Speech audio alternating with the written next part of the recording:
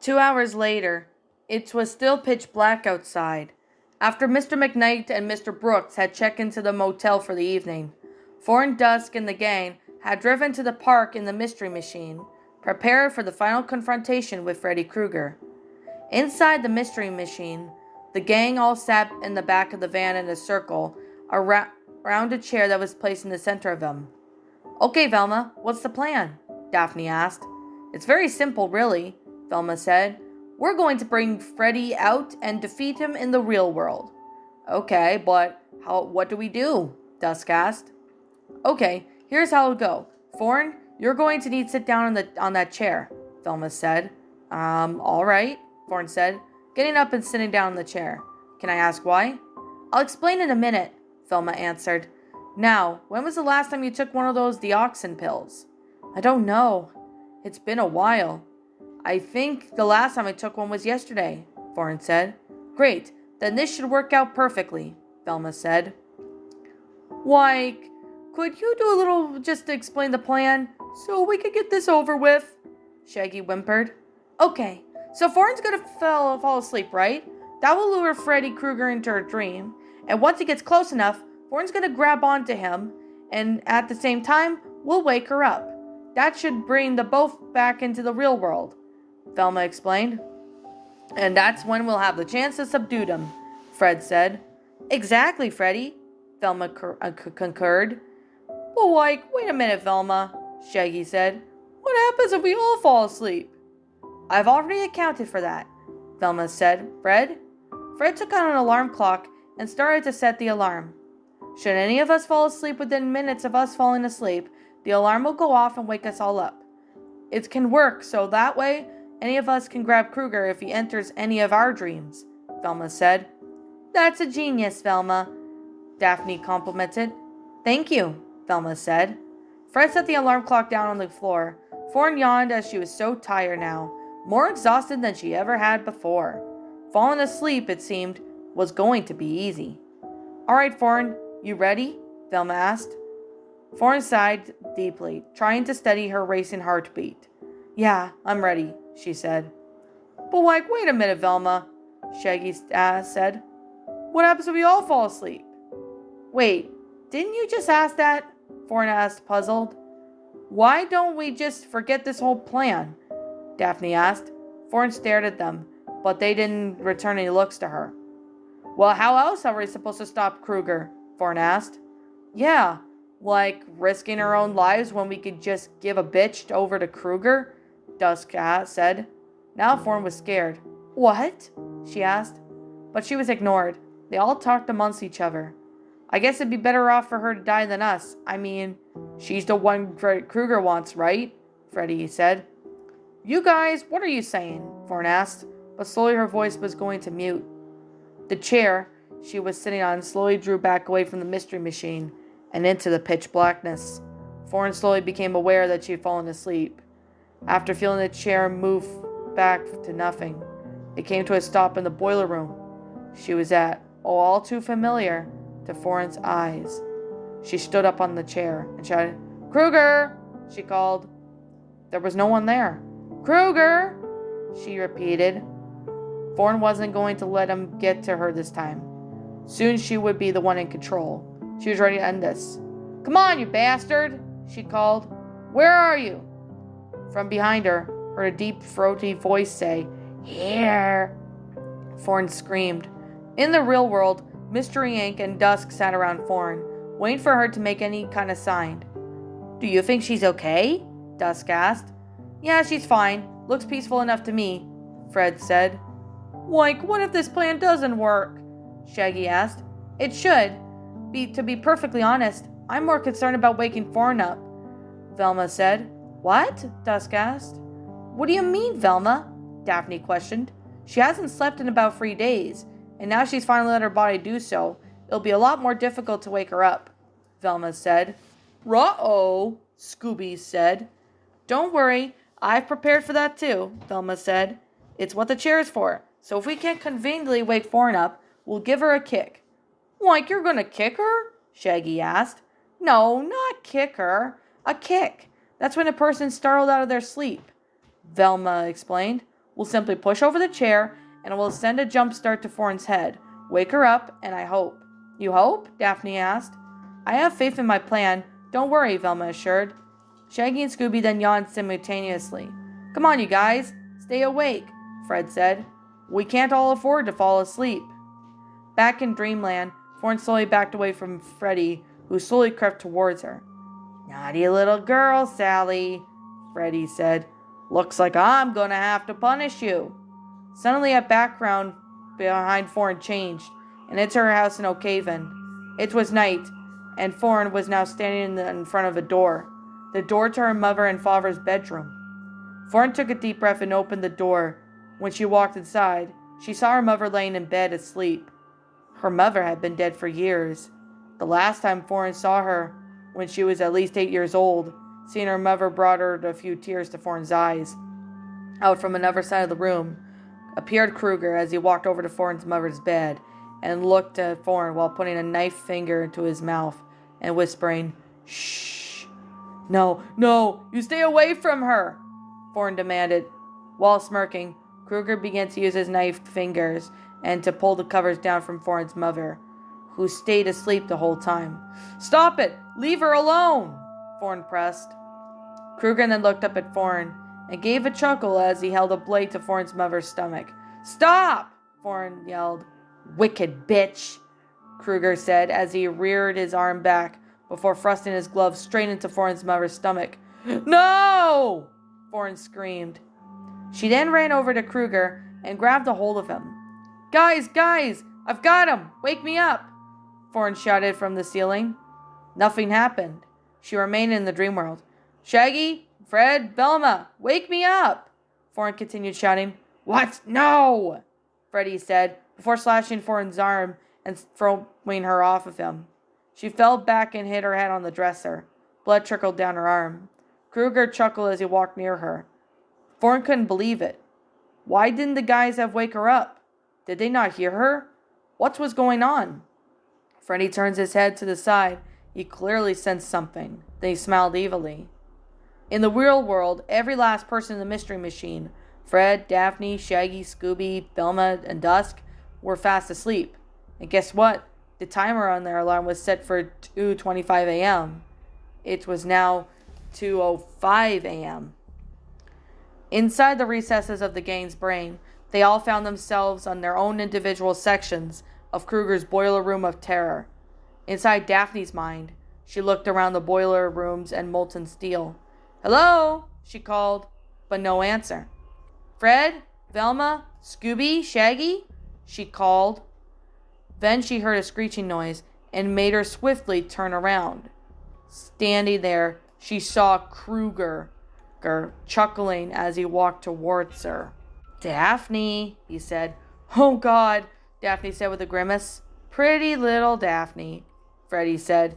"Coming to save Sally, are we?" Daphne winced. She couldn't believe what was happening. This was far the weirdest experience of the monster she's ever had. "Want to come over and play?" Kruger asked sincerely. Not chancing it, Daphne turned around and bolted away. Your call," Kruger said. As she ran down a few stairs, Daphne felt like no matter how fast she ran, she could never get far away from Kruger. Daphne shrieked as her running was halted when she crashed into someone. It was Velma, Fred, and Dusk. They were there as well. "It's only you guys. What's happening? How did we get here?" Daphne asked. "I think we're dreaming, Daphne," Velma said. "What?" Daphne questioned. Suddenly then she remembered. "Oh no, we must have fallen asleep in the van," Daphne said. "What are we going to do?"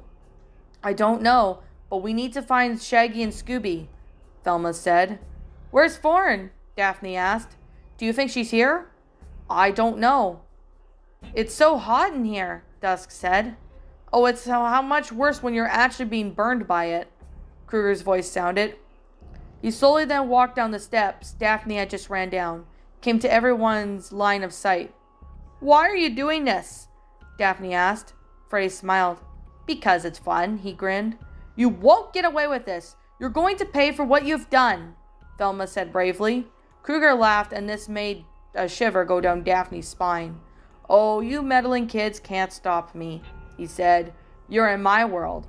We're not kids, Kruger, and we will defeat you, Fred pointed. Oh, Mr. Macho Man, Freddy taunted. He slowly walked over to Fred. So, Fred Jones, Kruger said, you want to take a poke at me? And then without a warning, Kruger stabbed his glove into Freddy's frontal deltoid. The girl shrieked as Fred howled in pain. From a distance, Shaggy's voice can be heard. Why, hello? Is anyone here? He called. Dropping what he was doing, Freddy turned his attention towards the direction of Shaggy's calling. Oh, more guests have arrived. I'll be right back, Kruger said, giving the others one final look before walking away. On the other side of the boiler room, Shaggy looked around desperately to find his friends. Scooby, Fred, Daphne, Velma? Shaggy called as he crept slowly. The expression on Shaggy's face was pure terror. He honestly thought he'd given any moment to be his last. Shaggy, he heard a voice, a familiar call. Aw, why go over here, he called. Walking out of the steam came Thorn. Thorn, just what do you think you're doing here? Shaggy asked. Thorn jogged up to Shaggy. Shaggy, we've got to find a way out of here. He's going to kill us all, Thorn said. Who? Shaggy asked. Me, Kruger shouted. Shaggy jolted in fear as he and Thorn slowly turned around. Standing there tapping his claws on the railing was Kruger. He was demented. Shaggy nearly pissed his pants. Yet despite this, Shaggy knew that he needed to protect Thorn, so he stood in front of her. Like, stand back, man, Shaggy feebly said.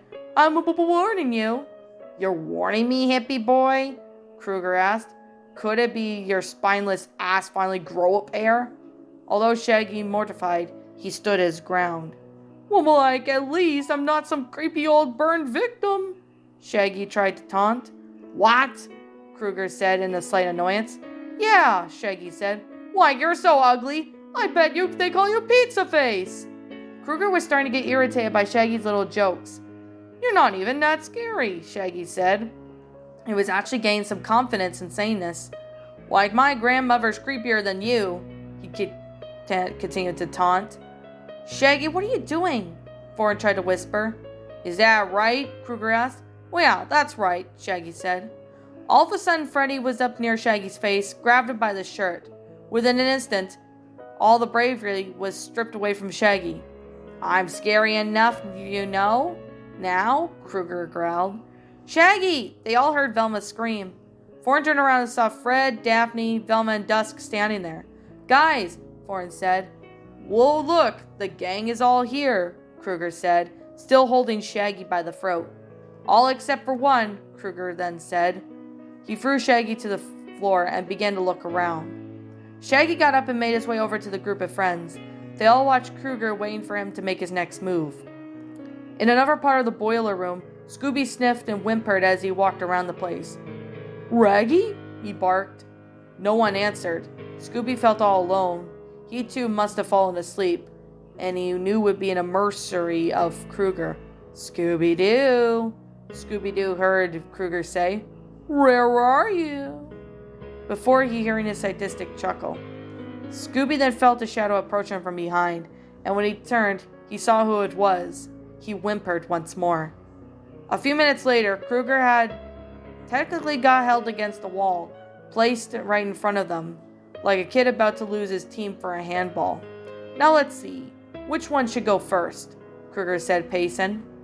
Everyone struggled to move, and they were stuck. Maybe I'll just kill you all at the same time, Kruger said. He stopped pacing. Then he turned his attention towards Daphne. Miss Blake, how about you go first, he said. You leave her alone, Fred ordered. Shut up, boy, Kruger said. You're not calling the shots around here. I am. Daphne shuddered as Kruger walked closer to her. With one question, he said, a bit of stroking of her hair. Are you a screamer?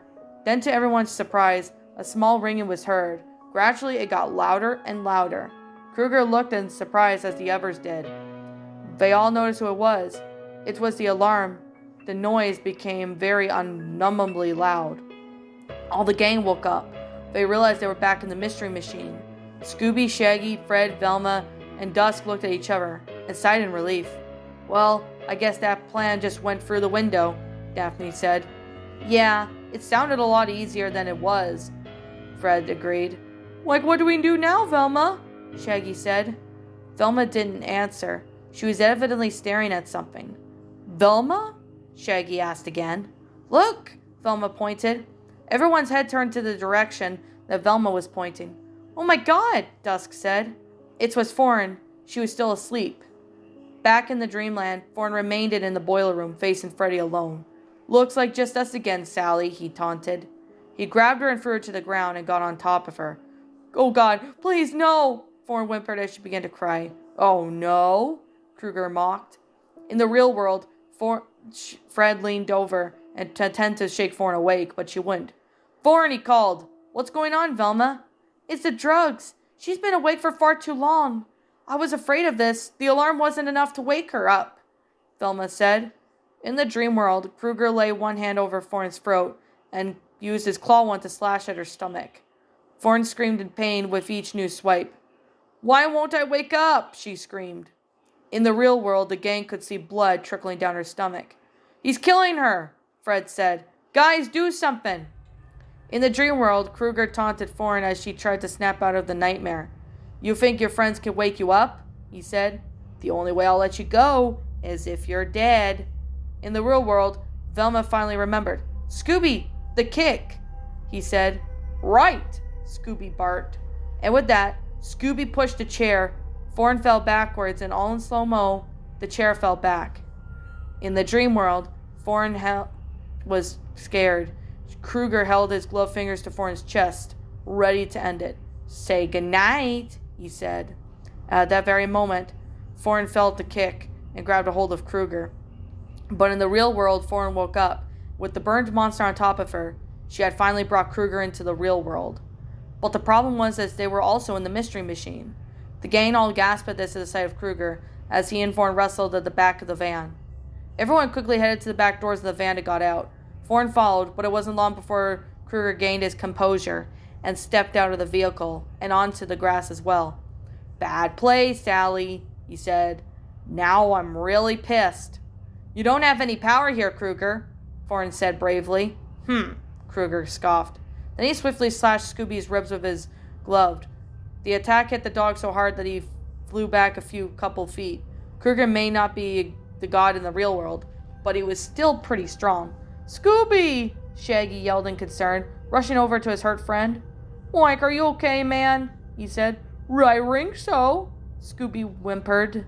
He had 4 slashes across his ribs, but it didn't look too serious. Let's have it out, bitch, Kruger said to Foreign. You and me. Freddy stepped closer to Foreign, which made her back away from him. You just think you brought me into the real world. I'm no longer a nightmare? He asked. The rest of the gang did nothing. They know they didn't want to take a chance on what Kruger may be capable of. Foreign said nothing, but she backed up against a food booth. Life is a fragile thing, you know, Kruger said. You can give a life or... In an instant, he grabbed Foreign by the throat. You could take it away, he smirked. No! Dusk screamed. Foreign held her hands to Freddy's as he was going to kill her. She knew. She already was starting to lose consciousness. Out of nowhere, Freddy was hit in the back of the head by a rock. He turned to himself his attention, saw Dusk throwing things at him. Leave my friend alone, she shouted.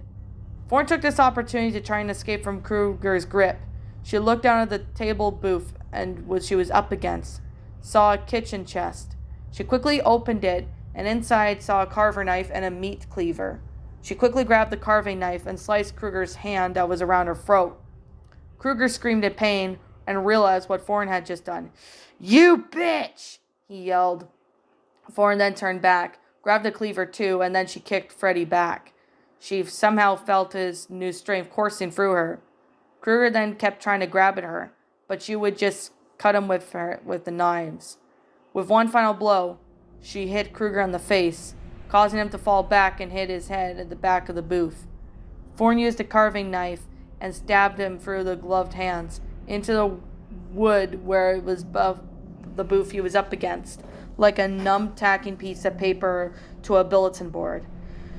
Again, Kruger howled in pain. Now he was ever stuck. Sally! Sally! He screamed. You'll never forget me! ever! With that, Thorne took the cleaver she had in her hand, chopped the right one down at the side of Kruger's skull. Freddy was dead. The gang stood there in awe. They couldn't believe what just happened. "Welcome to my nightmare, you bastard," Thorne quietly said. She then removed the cleaver from Freddy's skull and began repeatedly chopping him at the same spot. With each chop, Thorne hit harder. She just wanted Kruger dead. She wanted to destroy him. Bits of his blood splattered across her dress, but she didn't care. Noticing that she was taking this a little too far, Fred walked over to her and he heard her whimper, then stopped chomping. This was all too much for Thorne. She finally let go of the cleaver and slowly went into Fred's arms and began to cry. She had to let it out. All the built-up frustration, the doubts, the worries, the lack of sleep. It was finally over. The rest of the gang both walked over to Fred and Thorne and joined him in a group hug. Later, they burned through Kruger's carcass so there wouldn't be any trace of him left. That night, Thorne went to sleep, and for the first time in days, she got fully rested, without even one nightmare. The next morning at the hospital, everyone was waiting to pick up Luna, and as Thorne stood there, he decided to speak to her father. "Daddy, about this whole deal with Kruger, I just want to say that I know that you just wanted to protect me, and that I forgive you," she said. Mr. McKnight was pretty caught off guard. "I'm sorry, I never told you, Sally. I just didn't want you to remember those nightmares," he said. "It's okay, Daddy," Thorne said. "I love you." She then drew Mr. McKnight into a hug, and he returned the gesture. "I love you too, sweetheart," he said. "Look who's back," Fred said. Walking out of the room came Luna. She looked slightly scarred, but healthy. She put a huge grin and hugged her friends. "I'm so glad you're okay," Thorne said. "Yeah, so how did you guys go? Did you take care of the problem?" Luna asked. "Yep, mystery solved, case closed," Velma said. "Luna," Mr. Brooks said, walking over towards his daughter and giving her a big hug. "Are you all right?" "Yeah, I'm fine, Dad. Thanks for coming," Luna said. "Well, are you all fine enough to perform at the festival today?" Thorne asked with a smile. Later at the festival, the Hex Girls performed beautifully. The crowd was watching and cheered the band on and clapped the beat. By the contest area, Shaggy and a bandaged-up Scooby-Doo prepared themselves for the big event. They both wore their table napkins like bibs. Sitting next to them were 6 other people, who they didn't stand a chance against them. "Like, this is gonna be the best contest ever invented," Shaggy said. "Rah!" Scooby agreed. "Ring on the rood!" Back on stage, the Hex Girls were performing their number. The crowd applauded on the song. Thorne bowed to the crowd before approaching the mic again. "Thank you," she said. "Alright, for this next song, we've decided to perform something special for you guys." The crowd cheered again. "Hit it, sisters," Thorne said. Luna's fingers then began to play the familiar melody on the keyboard. The crowd knew what the song was, and it began to get cheer even louder.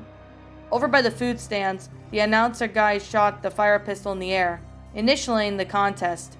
Shaggy and Scooby began eating rapidly. The sound of Thorne's guitar and Dusk's drums entered the mix of Luna's keyboard playing.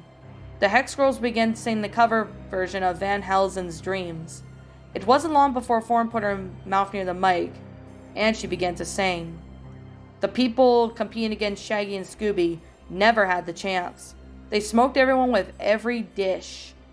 In the crowd, Mr. McKnight and Mr. Brooks watched as their daughters performed. Fred, Daphne, and Velma cheered on Shaggy and Scooby as they continued to dominate at the eating contest. After the final dish was cleared, the winners the guys announced decided to end the contest. That's it, he announced. "The winners of this eating contest are Shaggy Rogers and Scooby-Doo." Daphne and Fred and Velma applauded to their friends. "Like it was no big deal," Shaggy said, without any attempt of modesty.